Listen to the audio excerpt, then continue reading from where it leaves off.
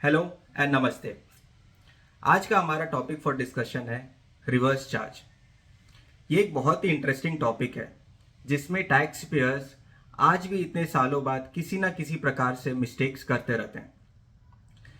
ये एक general perception है कि ये रिवर्स चार्ज का जो कंसेप्ट है ये जीएसटी लॉ में नया लाया गया है, जिसके थ्रू बहुत हैजल्स बढ़ गए हैं। बट ऐसा गलत है। ये रिवर्स चार्ज का कंसेप्ट जीएसटी लॉ में नहीं, सर्विस टैक्स एरा से है, and that is from the year 2004। Yes, you heard it right. Notification 36/2004 service tax notification के थ्रू 4 सर्विसेज में सर्विस टैक्स कंसेप्ट के अंदर में रिवर्स चार्ज इंट्रोड्यूस किया गया था। एंड फिर after successful implementation of this new concept time and again services के इंट्रोडक्शन बढ़ते गए, लिस्ट लंबी होती गई, एंड इस कंसेप्ट को सर्विस टैक्स से जीएसटी लॉ के अंदर भी बोरो किया गया। एंड जीएसटी लॉ में इंट्रोड्यूस किया गया through 2 notifications, that is notification 4/2017 central tax rate notification for goods and notification 13/2017 central tax rate notification for services. And ये लिस्ट अब बढ़ते बढ़ते बहुत लंबी हो चुकी है, जिसमें सर्विसेज के केस में देर आर 23 सर्विसेज जिसपे रिवर्स चार्ज एप्लीकेबल है, and there are 9 goods on which reverse charge is applicable. So start करने से पहले मैं रिक्वेस्ट करूंगा कि इस वीडियो को please like, share and subscribe करने ना भूलें। तो स्टार्ट करते हैं। सबसे पहले कि ये कंसेप्ट जो रिवर्स चार्ज है, ये रिवर्स चार्ज जो वर्ड है, is it defined under the law? क्या ये जीएसटी लॉ में डिफाइंड है? तो आंसर है यस। सेक्शन 2 का क्लॉज 98 में रिवर्स चार्ज डिफाइंड है, जो बोलता है कि reverse charge means the liability for payment of tax on the supply of goods and or services is on the recipient of that goods and or services instead of the supplier of goods and or services। तो उन्होंने reverse charge का concept define कर दिया कि आपको supplier की जगह recipient को पेमेंट करना है। अब ये डेफिनेशन के बाद डिफाइन तो कर दिए, बट चार्जिंग सेक्शन का है, क्योंकि एक अंडरस्टैंडिंग यही है कि जीएसटी क्या है? GST is a tax on supply of goods and or services. तो आज एक सप्लायर के ऊपर टैक्स एप्लीकेबल होता है, तो आप एक रिसिपिएंट से टैक्स कैसे कलेक्ट कर सकते हैं? तो इसके लिए है section 9 of the GST act, जिसमें सेक्शन 9 जो बोलता है कि 9 सबसेक्शन 1 की एक supplier is liable for payment of tax on the supply of goods and or services. उसी में है सबसेक्शन 3 एंड सबसेक्शन 4। सबसेक्शन 3 बोलता है कि the government shall specify or notify the list of supply of goods and or services on which the tax is payable by the recipient under reverse charge. मतलब कि 9 subsection 3 बोलता है कि government shall notify the list of goods and or services जिसपे recipient को tax देना है under reverse charge.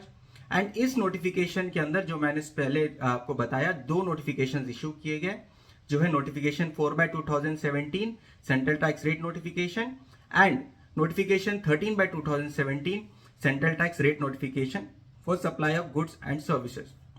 Goods के केसेस में there are 9 goods, for example tendu leaves, tobacco leaves, raw silk, फिर यान एटसेट्रा, इस टाइप के अलग अलग गुड्स हैं।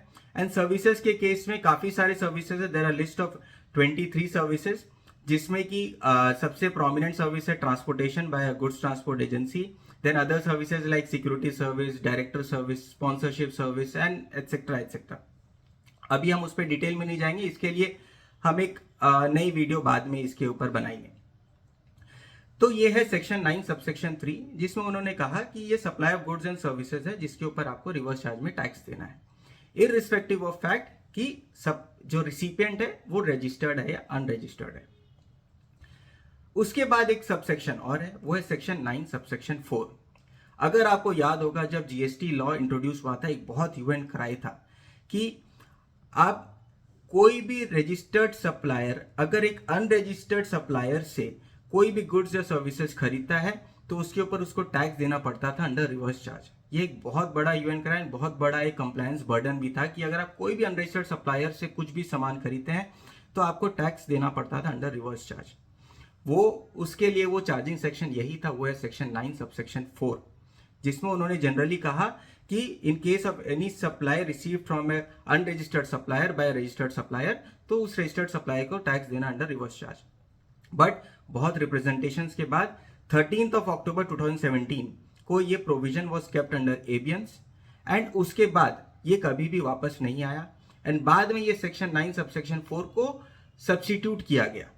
एंड सब्स्टिट्यूट करने के बाद अब जो नया सेक्शन है वो बोलता है कि the government shall specify the class of registered recipient who shall pay tax in respect of a class of goods or services received from unregistered supplier। पर समझ आ रहा है, थोड़ा कंफ्यूजन है। बट उन्होंने क्या कहा कि पहले बहुत जनरलाइज था कि कोई भी अगर रजिस्टर्ड सप्लायर एक अनरजिस्टर्ड सप्लायर से गुड्स या सर्विसेज खरीदेगा तो उसको रिवर्स चार्ज में टैक्स देना है। बट बाद में उन्होंने इसको सब्स्टिट्यूट करके उन्होंने कहा कि अब कोई भी गुड्स और सर्विसेज के केस में नहीं, हम कुछ गुड्स एंड सर्विसेज स्पेसिफाई करेंगे जिसके ऊपर अगर आप ये अनरजिस्टर्ड सप्लायर से अगर आप खरीदते हो बीइंग रजिस्टर्ड, तो आपको टैक्स देना अंडर रिवर्स चार्ज। अच्छा, तो अब आप सरप्राइज हो गए होंगे कि अच्छा आज भी ये प्रोविजन है। यस, ये प्रोविजन है, बट इसके अंदर में अभी तक से सिर्फ 3 लिस्ट ऑफ सप्लाईज हैं which was notified through notification number 7/2009 dated 29th of March 2019, जो कि रियल एस्टेट से रिलेटेड है। क्योंकि जब 1 अप्रैल 2019 से ये रियल एस्टेट का जो जीएसटी लेवी का मैकेनिज्म है उस पर एक बहुत ड्रास्टिक चेंज हुआ था, from concept of input tax credit to the concept of no input tax credit, जिसमें वो रेट 12% से वो 5% 1% में आ गया। उसके ऊपर में कुछ प्रोविजंस है जिसके लिए उन्होंने 3 कैटेगरी ऑफ सप्लाई स्पेसिफाई किया है through this notification which is specified through this section 9 subsection 4। तो चिंता करने की बात नहीं है। अगर आप रियल एस्टेट डेवलपर नहीं है तो आपके ऊपर एज ऑफ नाउ ऐसा कोई भी सप्लाई एप्लीकेबल नहीं है जिसके ऊपर आपको रिवर्स चार्ज अंडर अगर देना है from an if you are receiving from an unregistered supplier. Sorry. तो अब ये रहा सेक्शन 9 के अंदर में जो लेवी सेक्शन है सबसेक्शन 3 एंड सबसेक्शन 4, जो बोलता है कि किस किस केसेस में आपको जीएसटी जमा करना है अंडर रिवर्स चार्ज। तो अब ये तो क्लियर हो गया, ठीक है। अब हम उस सेक्शन के थ्रू हम ये नोटिफिकेशन रिफर कर लेंगे। रिफर करने के बाद अब हमको समझ आ जाएगा कि वेदर ये सप्लाई पे या जो सर्विसेज या गुड्स हम खरीद रहे हैं उसके ऊपर हमको रिवर्स चार्ज में जीएसटी देना है कि नहीं। बट अब इसमें रजिस्ट्रेशन को लेके क्या प्रोविजन है कि क्या मुझे रजिस्ट्रेशन दरकार है, क्या मुझे किसी को भी उस पर टैक्स देने के लिए हमको रजिस्ट्रेशन लेना पड़ेगा। तो उसके लिए मैं बताऊं, रजिस्ट्रेशन से डीलिंग सेक्शन है सेक्शन 22, 23 एंड 24। 22 बोलता है कि अगर आपका एक स्पेसिफाइड टर्नओवर के ऊपर अगर आपका सप्लाई है तो you are liable for registration. 23 बोलता है कि class of person who are exempted from taking registration under GST law. And 24 बोलता है एक लिस्ट ऑफ सप्लायर्स हैं, list of class of people हैं जिसको कंपल्सरी रजिस्ट्रेशन लेना है। मतलब अगर आप उसमें कोई भी क्लास में अगर आप फॉल करते हैं सेक्शन 24 के अंदर जो लिस्ट है तो आपको कंपल्सरी रजिस्ट्रेशन लेना पड़ेगा, जिसमें से एक क्लॉज है जो बोलता है एनी पर्सन लायबल टू पे GST under reverse charge. Yes, अगर आपके ऊपर रिवर्स चार्ज की लायबिलिटी आती है तो उस केस में आपको रजिस्ट्रेशन लेना मैंडेटरी है अंडर सेक्शन 24। बट अब एक बहुत बड़ा एक डर है कि अगर मैं एग्जेम्प्टेड सप्लाई में डील कर रहा हूँ, for example I am into an health care industry, मैं एक हॉस्पिटल चला रहा हूँ, मैं एक क्लिनिक चला रहा है, मैं डॉक्टर, मेरे सर्विसेज हो सकता है कि एग्रीगेट टर्नओवर से ऊपर है, बट क्योंकि वो पूरा एग्जेम्प्टेड सप्लाई है मुझे रजिस्ट्रेशन लेने का दरकार ही नहीं है। तो फिर भी क्या मुझे ऊपर अगर कोई भी रिवर्स चार्ज किसी कारण से एप्लीकेबल हो रहा है, फॉर एग्जांपल मैं सिक्योरिटी सर्विस ले रहा हूं या मैं कहीं पे स्पॉन्सरशिप सर्विस ले रहा हूं, तो क्या मुझे उसके लिए एक रजिस्ट्रेशन लेना पड़ेगा? एंड रजिस्ट्रेशन लेते ही मुझे फिर से वो सारे कंप्लायंस के बर्डन आ जाएंगे। तो सेक्शन 23 के अंदर उन्होंने ये प्रोविजन डाला है कि अगर आप 100% आपका सप्लाई जो है it is exempted from GST, तो उस केस में आपको रजिस्ट्रेशन लेने का दरकार नहीं है। And this section 23 is overriding section 24। तो अगर आप 100% supply of exempted goods or services करते हैं तो आपको रजिस्ट्रेशन लेने की दरकार नहीं है। अब ये तो हो गया एज अ रिसिपिएंट। अब एज अ सप्लायर कि अगर आप जो सर्विसेज या गुड्स सप्लाई कर रहे हैं वो उसका टर्नओवर जो है that is more than the aggregate turnover specified in section 23, तो बट आपके पूरे सप्लाईज पे रिवर्स चार्ज एप्लीकेबल है, तो क्या आपको रजिस्ट्रेशन लेने का दरकार है? क्योंकि आपको तो जीएसटी को चार्ज करना ही नहीं है, आपका जो भी जीएसटी वो तो आपका रिसिपिएंट जमा करेगा under reverse charge. And section 23, 22, 23, 24 में मुझे ऐसा तो कहीं पे दिख नहीं रहा कि कहीं पर भी आपको रजिस्ट्रेशन लेने का दरकार नहीं है। But notification number 5/2017 central tax notification के थ्रू इसमें क्लैरिफाई कर दिया गया है, जिसमें उन्होंने नोटिफाई कर दिया कि अगर आप एक सप्लायर के 100% supply of goods end of services अगर रिवर्स चार्ज में कन्वर्ट है, जिस पर रिसिपिएंट को देना है जीएसटी अंडर रिवर्स चार्ज, तो ही और she is exempted from taking registration.